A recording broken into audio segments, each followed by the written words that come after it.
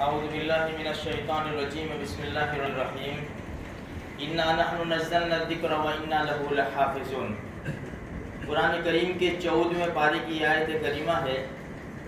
اللہ تبارک و تعالیٰ اس مقدس کتاب میں فرماتے ہیں کہ ہم نے ہی اس قرآن کو نازل کیا ہے اور ہم ہی اس کی حفاظت کرنے والے ہیں۔ الف لام میم ذالک الکتاب لا ریب فیہ، یہ کتاب اس میں کسی شک و شبہ کی گنجائش نہیں ہے۔ ھدی للمتقین، یہ ہدایت کا سامان ہے ان لوگوں کے لیے جو اللہ سے ڈرتے ہیں، اور جو اللہ سے نہیں ڈرتے ملعون، ان کے لیے گمراہی کا سامان ہے۔ یہ اللہ تبارک و تعالیٰ کا قرآن حضرت جبرائیل علیہ السلام 23 سال کے عرصے میں تھوڑا تھوڑا لے کر آئے ہیں۔ 23 سال کے عرصے میں یہ قرآن کریم مکمل ہوا۔ اللہ کے رسول صلی اللہ علیہ وسلم کے اوپر جب بھی نازل ہوتی کوئی بھی آیت، کوئی بھی سورت، صحابہ کرام کو لکھوا دیتے۔ سب کے پاس قرآن محفوظ تھا، ہر ایک کے پاس محفوظ تھا یہ قرآن کریم۔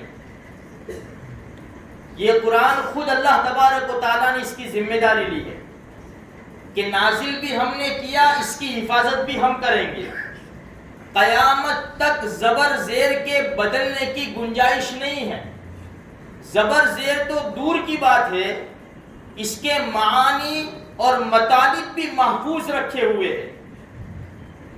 اس لیے اگر کوئی قرآن کریم کے خلاف آواز اٹھائے تو ہر مسلمان کے دل کے اوپر ایک چوٹ لگنی چاہیے، اور ہر مسلمان تیار ہونا چاہیے اس کے دفاع کے لیے۔ ملعون وسیم رضوی نے، اس کتے نے جو الفاظ استعمال کیے قرآن کریم اور صحابہ کے بارے میں، اور اس کے خلاف جن حضرات نے بولا ہے، ہم ان کا تہہ دل سے شکریہ ادا کرتے ہیں، اور انگلی کٹا کر ہم بھی شہیدوں میں نام لکھوانا چاہتے ہیں۔ اس لیے کہ یوسف علیہ نبینا علیہ الصلوۃ والتسلیم کی جب بولی لگ رہی تھی، ایک بڑھیا بھی چھوٹی سی رسی لے کر آئی تھی۔ کسی نے کہا اماں یہ چھوٹی سی رسی کیا کام دے گی، بڑے بڑے لوگ یہ بڑی بڑی قیمتیں لگائی جاتی ہے۔ اماں نے کہا بیٹا مجھے معلوم ہے یہ رسی کام نہیں آئے گی، لیکن اس لیے میں آئی ہوں اور بولی لگا رہی ہوں، کل قیامت کے میدان میں جب اعلان ہوگا یوسف کی بولی لگانے والے کھڑے ہو جائے تو ان کے ساتھ میں بھی کھڑی ہو جاؤں گی۔ اس لیے ہم بولتے ہیں میرے بھائیوں، اور ہماری ذمہ داری ہے، اس لیے کہ اللہ کے رسول صلی اللہ علیہ وسلم کا فرمان ہے، اس وقت تک کامل مسلمان نہیں ہو سکتا انسان جب تک کہ میری محبت اس کی اولاد سے، اس کے والدین سے اور ساری دنیا سے زیادہ نہ ہو جائے۔ آج ہمارے دلوں کے اندر نبی کریم صلی اللہ علیہ وسلم کی محبت رسی پچی ہے۔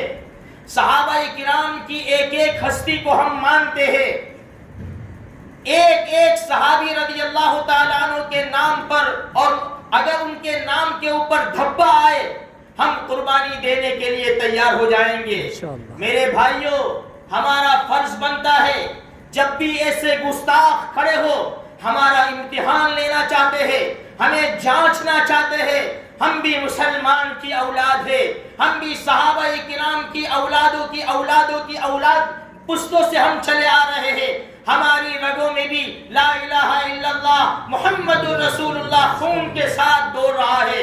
آج بھی اگر کسی گستاخ نے نبی کریم صلی اللہ علیہ وسلم کی شان میں یا قرآن کے خلاف یا صحابہ کرام کے خلاف آواز اٹھائی، ہمارا فرض بنتا ہے ہم اس کی زبان کو کھینچ لے، اس کو تلوار کی بھینٹ چڑھائے، ہم اس کو صفحہ ہستی سے مٹا دے۔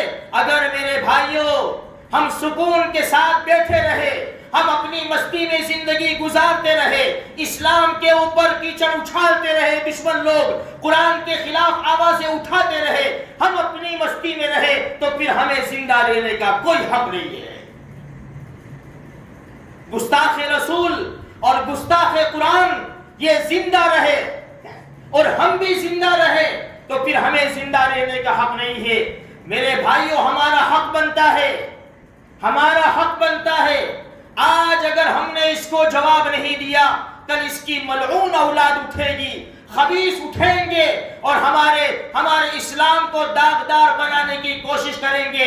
ہمارا فرض بنتا ہے، ہمارے ہر بچے کا، ہر جوان کا، ہر بوڑھے کا، ہر عورت کا، ہر مرد کا فرض بنتا ہے اس کو جواب دیا جائے، اس کے خلاف اللہ سے مانگا جائے۔ اس ملعون کہتا ہے 26 آیتیں نکالو، 26 آیتیں۔ میں صبح سے یہ دل کہہ رہا ہے کوئی مجاہد ایسا نکل جاوے 26 گولیوں سے اس کے سینے کو چھلنی کرے، یا اس کے جسم کے 26 ٹکڑے کر کے اس کو جہنم رسید کر دیا جائے، تاکہ آنے والی نسل، آنے والا ملعون خبیث زبان دراز کرتے ہوئے سوچے کہ جس کا انجام ایسا کر رہی ہے یہ مسلمان قوم، جو اپنے نبی کے نام کے اوپر، اپنے نبی کی محبت کے اوپر نہ اپنی اولاد کا خیال کرتی ہے، نہ اپنی بیویوں کا خیال کرتی ہے، نہ اپنے کاروبار کا خیال کرتی ہے، یہ قوم کود پڑتی ہے۔ ہماری دکانیں جلا دو، ہمیں پرواہ نہیں، ہمیں جان سے مار دو، ہمیں پرواہ نہیں، ہمارے گھروں کو برباد کر دو، ہمیں پرواہ نہیں۔ لیکن نبی کریم صلی اللہ علیہ وسلم کی ذات کے اوپر آنچ آئی، اسلام کے اوپر آنچ آئی، قرآن کے اوپر آنچ آئی، ہم ٹھنڈا سانس لینے والی قوم نہیں ہے۔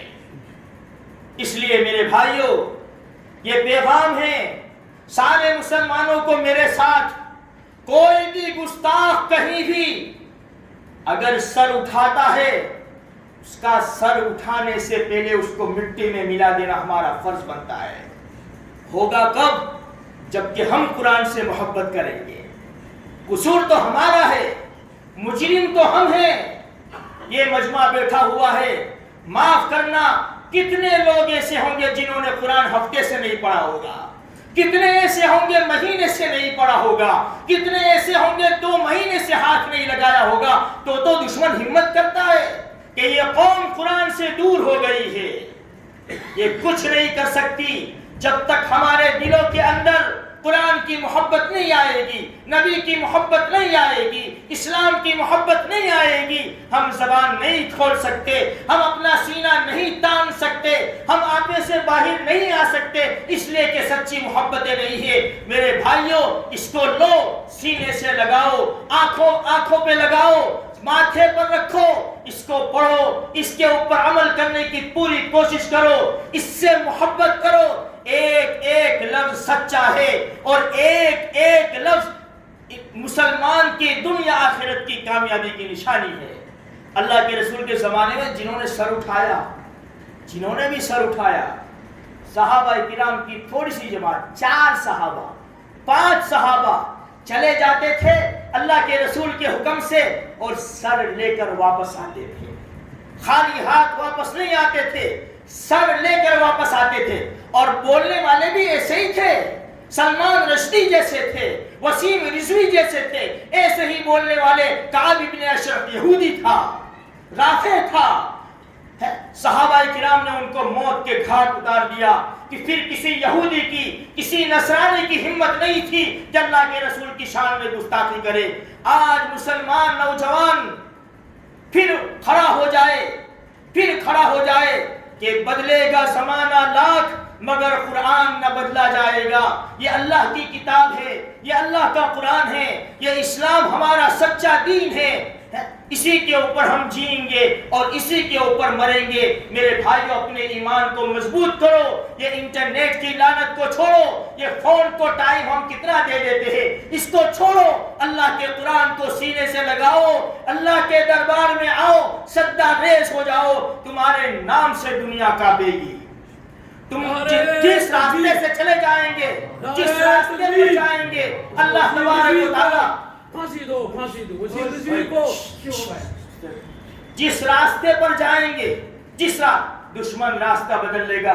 بس میرے بھائیوں، میرا کہنے کا مقصد یہی ہے، ہم بیدار ہو جائے، ہم سوئی ہوئی قوم ہے میرے بھائیوں، بیدار ہونے کی ضرورت ہے تاکہ دشمن سر نہ اٹھائے۔ اللہ مجھے آپ کو اس کی توفیق نصیب فرمائے۔